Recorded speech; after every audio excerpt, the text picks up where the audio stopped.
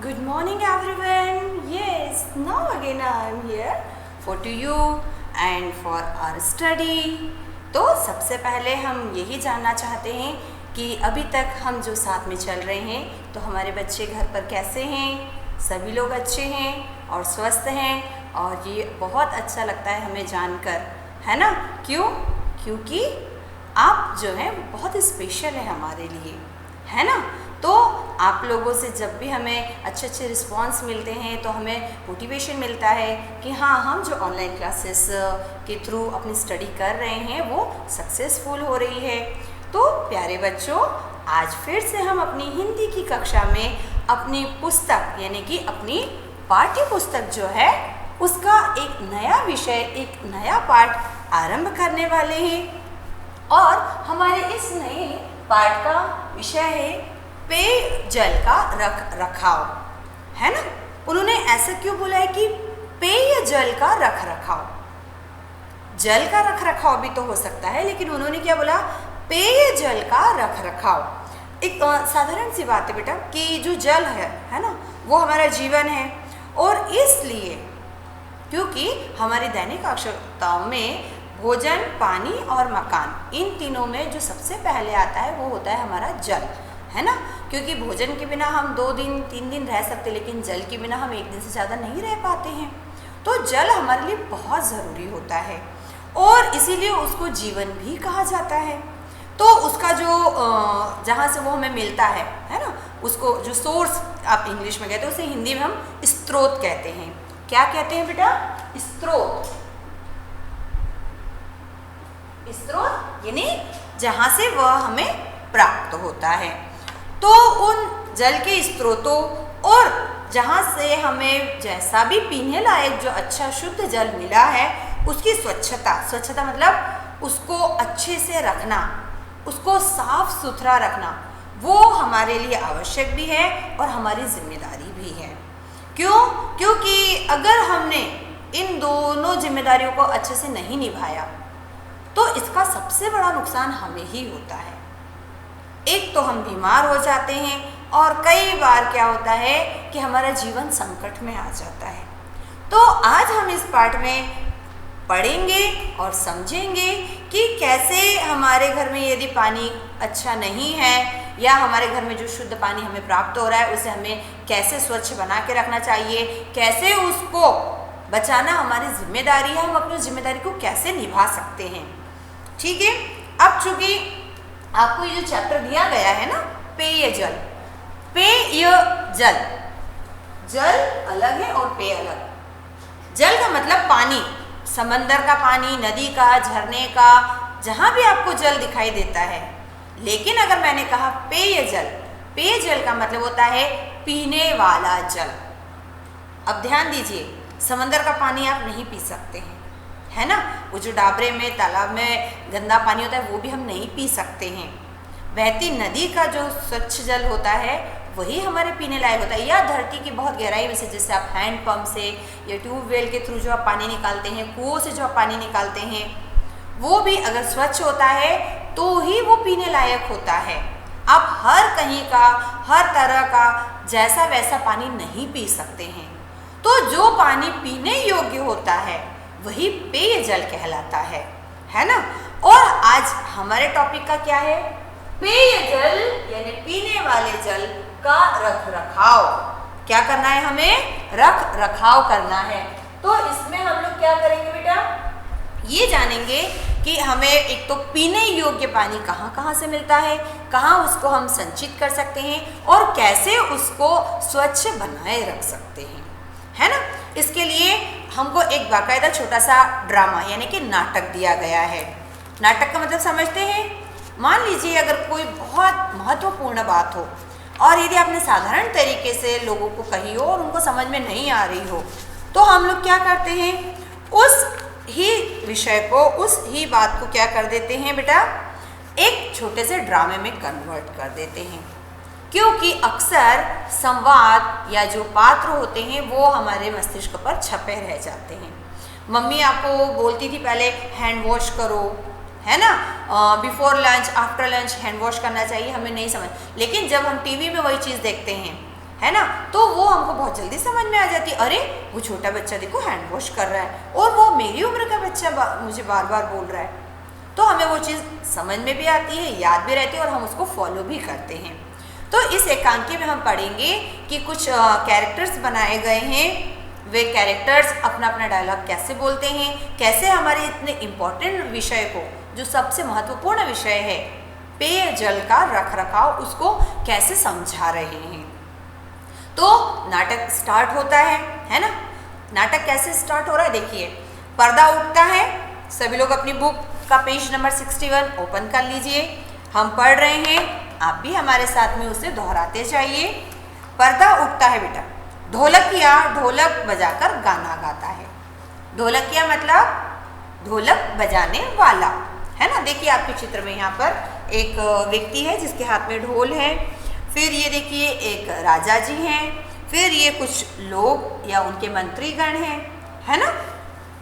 तो ये सभी लोग इस नाटक के पात्र हैं। ढोलकिया क्या गाना गा रहा है, बात करें भाई बात करें, एक दूसरे से बात करें, जीवन से एक कथा उठाकर नाटक की शुरुआत करें। वो क्या कहता है, आओ हम सब मिलकर आपस में कुछ बात करें एक दूसरे से और जीवन से एक कथा उठाकर, हमारा जो संपूर्ण जीवन है उसमें से कोई एक छोटा सा प्रसंग, कोई एक छोटा सा विषय, एक छोटी सी कहानी हम लें और अपने इस नाटक की शुरुआत करें। एक हमने पहले कहा था कि जिस तरह निबंध हम किसी भी विषय लिख सकते हैं, उसी तरह आप किसी भी विषय को लेकर अपना एक नाटक का चित्रण कर सकते हैं बेटा, ठीक है। तो यहाँ पर वो मनुष्य जीवन का एक छोटा सा पहलू उन्होंने उठाया है और उस पर अपना नाटक शुरू करते हैं। यमराज का दरबार में प्रवेश, है ना, ये जो बैठे ना ये कौन है, ये यमराज हैं। यमराज इन्हें मृत्यु के देवता, किस मनुष्य को मृत्यु के पश्चात किस तरह का उसके साथ व्यवहार किया जाएगा, ये यमराज डिसाइड करते हैं, है ना। वे सिंहासन पर बैठते हैं, देखो बैठे हैं। अब यमराज क्या कहते हैं, आज की कार्यवाही शुरू की जाए, है ना। खांसता है, थोड़े से उनको खांसी आने लग जाती है।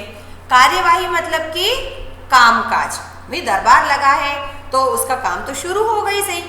उनका काम क्या होता है, रोज सभा में आना और जिन लोगों को परेशानी है उनकी परेशानियों को सुनना, उनका हल करना। जिन लोगों के बीच में कभी कोई लड़ाई हुई है, किसी व्यक्ति को कोई तकलीफ है तो उसका निर्णय करना, ये यमराज का या एक राजा का कार्य होता है पूरे दिन का। तो यमराज ने क्या कहा कि आज की कामकाज जो है वो शुरू किया जाए। ढोलकनिया वो कहते, महाराज कोल्ड ड्रिंक्स लाओ। क्या बोला उन्होंने, महाराज कोल्ड ड्रिंक्स लाओ। महाराज को थोड़ी खांसी आ गई थी ना, तो उन्होंने कहा कोल्ड ड्रिंक ऑफर कर देते, भाई महाराज हैं ये। आप कहेंगे मैम उस जमाने में कोल्ड ड्रिंक कहाँ से आया, ऊपर कोल्ड ड्रिंक कहाँ से आएगा, नहीं, ये चूंकि एक नाटक है जो आज के परिवेश में, आज के वातावरण को ध्यान में रखकर बनाया गया है, तो जैसा सब लोग यूज कर रहे हैं ऐसे वहां पर भी चल रहा है। यमराज क्या कहते, नहीं हमारे लिए मीठी लस्सी लाओ। क्यों, सेहत के लिए अच्छी रहती है। आज सुबह पृथ्वी लोक से मिस्ड कॉल आया था, थोड़े से नए उसके हैं ये। आज सुबह पृथ्वी लोक से मिस्ड कॉल आया था, हमने कॉल किया तो एक मानव ने कहा कि कोल्ड ड्रिंक्स में कीड़े मिल रहे हैं, इसलिए आज से कोल्ड ड्रिंक्स बंद, आज से लस्सी चालू, अब आज की कार्यवाही शुरू की जाए। महाराज ने क्या बोला, नहीं मैं कोल्ड ड्रिंक नहीं पीऊंगा, मेरे लिए तो मीठी लस्सी उलवाओ क्योंकि वो सेहत के लिए अच्छी होती है। और रीजन क्या दिया कि आज सुबह सुबह धरती लोक से, पृथ्वी लोक से, है ना, जहाँ से मनुष्य मरकर ऊपर आता है, वहां से एक मिस्ड कॉल आया था। मिस्ड कॉल मतलब किसी बीमार व्यक्ति की वहां पर प्रार्थना पहुंची थी और उसने क्या बताया कि धरती पर कोल्ड ड्रिंक जो बिकती है, लोग पी रहे हैं, उसमें कीड़े निकल रहे हैं। यानी कि कोई व्यक्ति एक बेचारा जो कोल्ड ड्रिंक्स में कीड़े होने की वजह से उसको पीकर बीमार हो गया था। जब हम बोलते ना, हे भगवान अभी मुझे नहीं लेके जाओ, हे प्रभु अभी मुझे नहीं मरना है ना, ऐसी हालत कब होती है, जब हम या तो बीमार होते हैं या बिल्कुल मृत्यु के पास पहुंच जाते हैं। तो वो जो प्रार्थना होती है वो हमारा मिस्ड कॉल होता है ऊपर वाले को, है ना। तो उन्होंने कहा कि नहीं, अब मैं कोल्ड ड्रिंक नहीं पीऊँगा। जब नीचे धरती पे जहाँ कोल्ड ड्रिंक बन रही है वहाँ पर तो इतनी प्रॉब्लम आ रही है उस कोल्ड ड्रिंक में और उस कोल्ड ड्रिंक की वजह से लोगों को, तो मैं कोल्ड ड्रिंक्स नहीं पीऊँगा। एक व्यक्ति खड़ा हो जाता है, फिर यमदूत उसके बारे में महाराज ये माइकल जिम्मी है।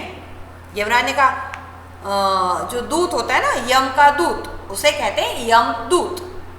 तो यमराज ने कहा ठीक है, ये क्या करता है। एक व्यक्ति को वहां लाकर खड़ा किया गया और जो यमदूत थे उन्होंने कहा महाराज ये जो है इसका नाम माइकल जिम्मी है।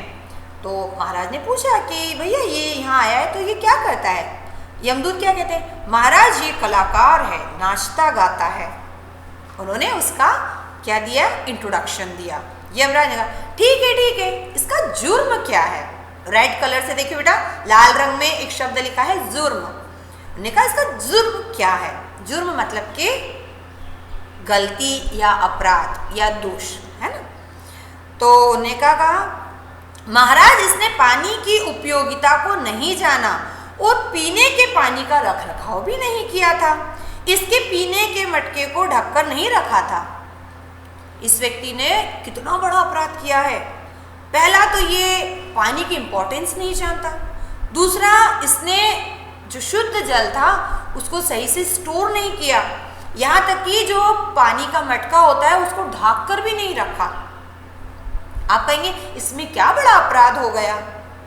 अपराध है, अगर यमराज की दृष्टि से देखा जाए तो ये अपराध है, क्योंकि हमारी जिस गलती की वजह से किसी की जान पर बनाती है ना बेटा, वो अपने आप में एक अपराध ही होता है, वो छोटी गलती नहीं होती है ना। जैसे अभी ने कहा कि कोल्ड ड्रिंक्स में कीड़े, कोल्ड ड्रिंक्स जब कोई व्यक्ति पीता है तो वो कंपनी जो बनाती है उसके ऊपर ट्रस्ट करके वो खरीदता है और पीता है, वो उसके फायदों को देखता है। कंपनी ने जो जो अपनी उसमें अच्छाइयाँ बताई है उनको वो सही मानकर उसके प्रोडक्ट को यूज़ करता है। लेकिन अगर उस प्रोडक्ट को यूज़ करने के बाद में मान लो मैं मृत्यु हो जाए मेरी, या मृत्यु के निकट पहुंच जाऊं, इतनी ज़्यादा बीमार हो जाऊं कि मेरे घर वाले परेशान हो जाए, मेरी ज़िंदगी की प्रॉब्लम आ जाए, तो बताइए कि ये क्या हुआ, है ना। जुर्म ही हुआ ना, मृत्यु के पास पहुंच गए तो ये हमारे लिए जुर्म के समान है। अगर गलती से उस कोल्ड ड्रिंक को पीकर हम मर गए या कोई व्यक्ति की जान चली गई, तो क्या आप उसकी जान वापस लौटा सकते हैं? आप तो सिंपल बोलेंगे अरे गलती से वो किसी एक बोतल में कीड़ा आ गया। आपकी एक इतनी छोटी सी गलती की वजह से एक व्यक्ति ने अपनी जान खो दी, तो क्या वो गलती कहलाएगी? नहीं, वो तो अपराध हो जाएगा ना भाई। जान देकर कीमत चुकाई उन्होंने आपकी गलती की, तो वो गलती नहीं है, वो तो अपराध हो गया। इसलिए उन्होंने कहा कि इसका जुर्म क्या है। तो इससे क्या जुर्म बनता है? यमराज को भी ऐसा लगा कि छोटी सी बात। यमदूत क्या बोलते हैं, महाराज इसने पेयजल स्रोत के चारों तरफ सफाई का ध्यान नहीं रखा और पानी निकालने के लिए डंडीदार लोटे का उपयोग भी नहीं किया। उन्होंने उसको डिस्क्राइब किया यमदूत ने कि इसने वाकई में क्या गलती की है। इसने जो पेयजल था उसका स्रोत, यानी अगर मान लीजिए हमें कुएं से पानी मिलता है या अगर हमें हैंडपंप से पानी मिलता है या यदि हमें नदी से पानी मिलता है तो वो स्रोत हो जाता है बेटा पेयजल का। तो इसने उसके आसपास सफाई नहीं रखी और अपने घर में भी पानी निकालने के लिए डंडी वाला लोटा जो होता है, आप कभी देखिएगा बहुत से घरों में, अधिकतर आप शॉप्स वगैरह बाहर जाते हैं जहाँ भी मटका रखा होता है वहाँ पर एक लंबी डंडी वाला एक छोटा सा लोटा रखा होता है, ताकि आप उसमें हाथ न डालें, आप उस लंबी डंडी वाले लोटे के थ्रू उसमें से पानी निकाल सकें, है ना। उससे फ़ायदा क्या होता है, आपका हाथ उसमें जो पानी उसको टच नहीं कर पाता है, तो वो पानी स्वच्छ बना रहता है। तो इस व्यक्ति ने उसका यूज़ भी नहीं किया कभी। अच्छा ये बात है, यमराज ने कहा हाँ महाराज, इतना ही नहीं, इसने मालूम होते हुए भी उसी पानी को पिया जिसमें गंदगी थी और पानी को छाना भी नहीं था। अब उससे भी बड़ी गलती मैं बताऊं आपको इसकी क्या है। इसको ये सब चीजें मालूम थी, है ना, कि पानी को साफ सफाई से रखना चाहिए, अच्छे से यूज करना चाहिए, छान कर पीना चाहिए, डंडी वाले लोटे से निकालना चाहिए, खुला नहीं रखना चाहिए। लेकिन इस व्यक्ति ने ये सब बातें मालूम होते हुए भी उस पानी को पी लिया जो गंदा था और जिस पानी को छानना भी नहीं गया था। तो ये तो अपराधी हुआ ना बेटा। आपको यदि मालूम है कि मेरे इस काम की वजह से ये नुकसान हो सकता है, फिर भी अगर आप उसी काम को करते हैं, रिपीट करते हैं, जानबूझकर करते हैं अपनी थोड़ी सी आलस की वजह से, तो फिर वो तो अपराधी हो जाएगा। अब आगे तो बताओ इसके साथ क्या किया जाए, मार दिया जाए कि छोड़ दिया जाए? मतलब अब यमदूत तुम ही बताओ, तुम्हारे हिसाब से अगर इसने ये गलती जो छोटी सी मेरे हिसाब से मुझे लग रही थी, लेकिन जैसा कि अब तुमने बताया कि ये वाकई में एक अपराध की दृष्टि से इसने किया है, तो इसके साथ क्या बर्ताव होना चाहिए? इसको थोड़ी सजा देकर छोड़ दिया जाए या इसको बिल्कुल मार दिया जाए? तो यमराज ने ऐसा पूछा तो ढोलकिया क्या कहता है? इसे मारिए भी मत और छोड़िए भी मत। अब ये कैसे हो सकता है? मारो भी नहीं और छोड़ो भी नहीं, पर इसे डंडीदार लोटा और छन्ना दीजिए ताकि यह उसी से पानी छानकर पिए। यानी इसे हमें पनिशमेंट भी देना है और मारना भी नहीं है। तो क्या करें? इसे वो साधन दो जिसके द्वारा ये हमेशा पानी को साफ रखे और यूज करे, और इसको देखकर दूसरे लोग भी करेंगे। यमराज, यमदूत इसे यमलोक में घुमाओ ताकि ये अपनी आप बीती यमलोक वासियों को सुना सके। इसको ये साधन देने के पहले क्या आदेश दिया उन्होंने कि यमदूत इसको अपने साथ लेके जाओ और यमलोक में पूरे इसको एक राउंड लगवाओ और इसको बोलो ये सब लोगों को इसने जो जो गलती की है, इसके साथ जो हुआ है, वो सब लोगों को ये सुनाएगा। जो आज्ञा महाराज। यमदूत ने कहा, यमराज ने कहा आगे की कार्यवाही शुरू की जाए। चलो ये एक मैटर तो सॉल्व हो गया, सेकंड मैटर लेकर आओ। भाई महाराज बैठे हैं तो कुछ निर्णय करने के लिए बैठे हैं, लोगों की प्रॉब्लम सॉल्व करने के लिए बैठे हैं। एक व्यक्ति अजीब सी हरकतें करता हुआ आता है, वो कुलबुल कुलबुल करता है। कुलबुल कुलबुल मतलब बिल्कुल हमेशा हरकत ही करता रहता है ना। एक सेकंड के लिए भी उसका शरीर सीधा नहीं रहता है, उसे कहते कुलबुल। एक सिंपल सी चीज़ बताओ मुझे, आपने चींटी मकोड़े को देखा होगा, वो चलते रहते धीरे धीरे, है ना, कंटिन्यू चलते हैं। अगर आप उनको कहीं रोक दो तो वो रुक भी जाते हैं। लेकिन आपने कभी किसी केचुए को देखा है? या जब किसी चीज़ में कोई चीज़ सड़ जाती है और उसमें कीड़े पड़ जाते हैं, तो आपने देखा है वो कीड़े जो होते हैं ना, वो हिलते ही रहते हैं, बिल्कुल एक सेकंड भी नहीं रुकते हैं। जिसको हम लोग कीटाणु भी कहते हैं, बैक्टीरिया जो होते हैं, वो बस हिलते रहते हैं, मतलब उछलते रहते हैं। उनके अंदर कंटिन्यू क्या होती है? गति होती ही रहती है। तो सतत या लगातार गति करते रहना कुलबुल होता है ना। नॉर्मली कभी कभी ऐसे भी होता है ना, कक्षा में कोई बच्चा होता है जो एक सेकंड भी सीधा नहीं बैठता है। सीधा बैठना मतलब अच्छे से नहीं बैठता है, वो कुछ न कुछ हरकत करता ही रहता है और दूसरों को परेशान करता है। उसको कितना भी हम डांटें, चिल्लाएं, उसको समझाएं, कुछ भी कर लो, वो अगले पल फिर वैसा ही हो जाता है। तो हम क्या कहते हैं, क्या कुलबुल कुलबुल करते रहते हो? ऐसे बहुत से प्राणी होते हैं। तो ये जो व्यवहार या आदत होती है बेटा, वो अक्सर छोटे छोटे कीड़ों में दिखी जाती है। तो एक व्यक्ति जो अजीब सी हरकतें करते हुए आया था, अब यमदूत उसको लेकर आए तो उन्होंने कहा, महाराज यह कीटाणु है।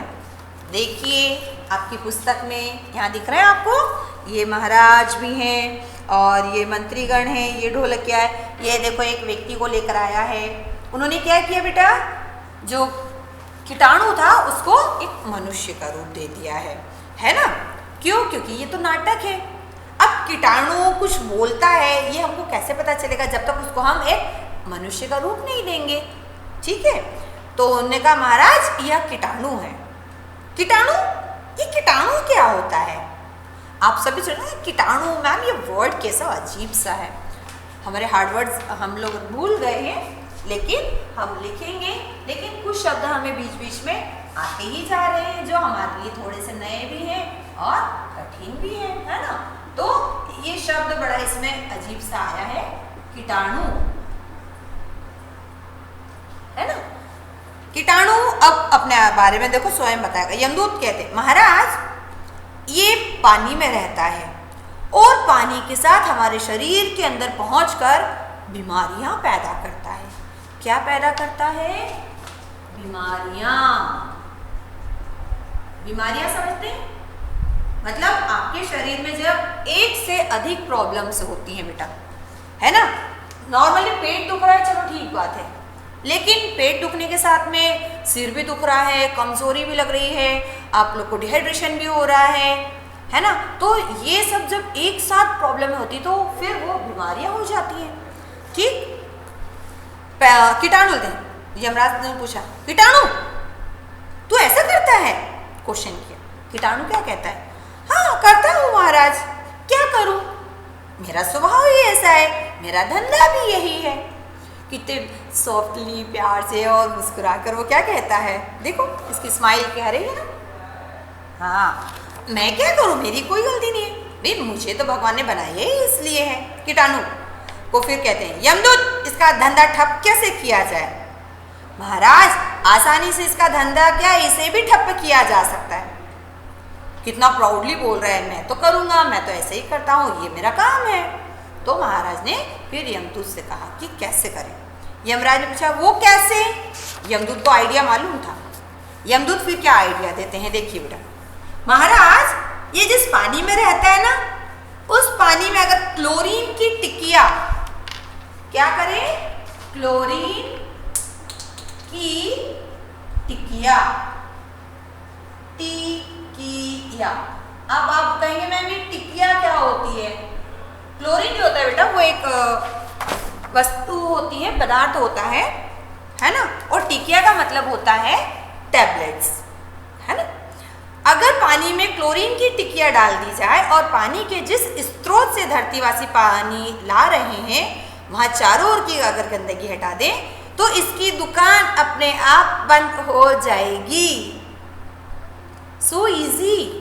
अगर आप पानी का जो स्रोत है बेटा उसको साफ रखते हैं, अगर आप पीने के पानी में समय समय पर क्लोरीन की गोलियां डालते हैं तो वो पानी शुद्ध भी हो जाता है और पीने लायक भी रहता है। तो यमराज ने कहा इसकी फैमिली का काम तमाम करना होगा। ढोलकिया ऐलान करवा दो कि पहले इस कीटाणु वाले पानी में क्लोरीन की टिकिया डाल दी जाए। क्या कर दी जाए? टिकिया डाल दी जाए ताकि इसका चैप्टर क्लोज हो जाए। जो आज्ञा महाराज ढोलक पर थाप देता है।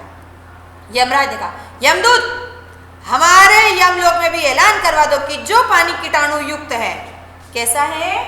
कीटाणु युक्त।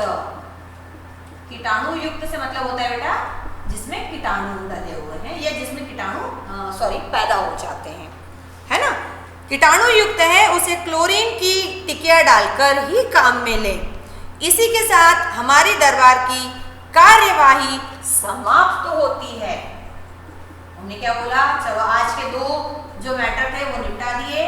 अब आज की हमारी सभा यहाँ पर समाप्त होती है। ठीक। यमदूत ने कहा जी महाराज ये बात सभी को बताऊंगा। देखो ढोलकिया बता रहा है, यह बताऊंगा कि हमारा तन सोने का और मन चांदी का है, इसे कीचड़ में मत डालो। ढोलकिया नहीं ऐसे नहीं बोलूंगा। यमदूत ने उसको सिंपल से सेंटेंस दिया कि जाओ सबको तुम ढोलक बजा बजा कर ये बात बताओ। तो उसने कहा नहीं मैं ऐसे नहीं, मैं तो इसको थोड़ा गा कर बताऊंगा। कैसे बताऊंगा? तन सोने सा है मन चांदी सा, इसको ना दो कीचड़ में डाल। साफ सफाई पानी की रखो, गंदा पानी है जी का जंजाल। जंजाल यानी अच्छी चीज नहीं होती है, हमारी परेशानी को भी जंजाल कहते हैं, है ना। तो फिर ये वो गीत गाता है, उसके बाद में जो पर्दा है वो गिर जाता है। पर्दा गिरना मतलब कि वो नाटक वहाँ समाप्त होता है। क्यों? बहुत सीधी सी बात उन्होंने देखो कितने प्यार से बोली कि हमारा जो तन मतलब कि शरीर वो सोने जितना कीमती है और हमारा मन जो है वो चांदी जितना ही अनमोल है। तो इसको हम गंदगी में रख कर गंदे पानी को यूज करके कीचड़ में क्यों डाल रहे हैं? भैया इतना सोने चांदी जितना कीमती तन हमें मिला है तो उसकी साफ सफाई उसका ध्यान रखना हमारा कर्तव्य है। तो अगर आप सिर्फ पानी की साफ सफाई रख लोगे और गंदे पानी को अपनी परेशानी नहीं बनने दोगे तो आपकी ज़िंदगी में तो कोई प्रॉब्लम है ही नहीं, है ना। चलिए, तो आज हम लोगों ने इस पार्ट से क्या सीखा कि हमेशा जल को शुद्ध करने के बाद ही प्रयोग करना चाहिए। और जल बहुत महत्वपूर्ण चीज़ है बेटा इस धरती पर। मुश्किल से आपकी धरती पे जितना 100% धरती है जो, उसमें जल एक तो पहले ही बहुत कम है और उसमें से भी पीने लायक पानी सिर्फ 1% बचा है हमारी धरती पर। तो हमें उस शुद्ध जल को बचाना पड़ेगा। अब मैं कुछ कठिन शब्द यहाँ लिख रही हूँ, आप जल्दी से उन्हें अपनी कॉपी में लिख लीजिए, ठीक है बेटा। जैसे हमारे इसमें पहला एक शब्द आया था ड्रिंक्स, कोल्ड ड्रिंक्स, है ना, कोल्ड ड्रिंक्स।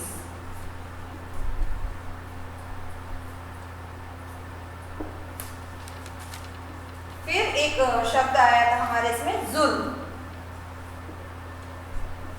जुर्म यानी कि अपराध, ठीक है। फिर हम लोगों ने शुरू में एक शब्द पढ़ा था पृथ्वीलोक, पृथ्वीलोक और यमलोक में क्या अंतर है? पृथ्वीलोक पर मनुष्य रहते हैं, यमलोक में यहाँ से जाने के बाद जो यमराज के लोग हैं वो लोग रहते हैं। तो सभी लोग एक बार शब्दों को ध्यान से पढ़कर लिख लीजिए बेटा।